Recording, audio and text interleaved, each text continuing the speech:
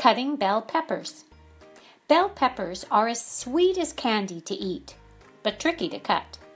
First off, cut the pepper in half from tip to tail or stem to base with a claw and a saw. This exposes the seeds, so it's a fruit or a fruit vegetable.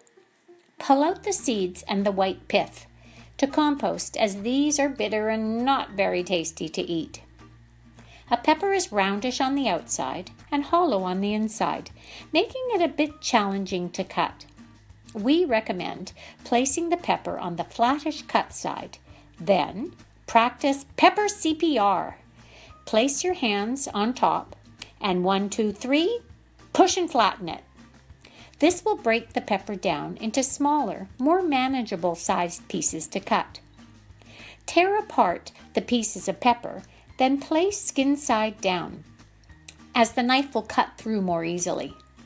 Claw and saw the pepper into strips or smaller pieces.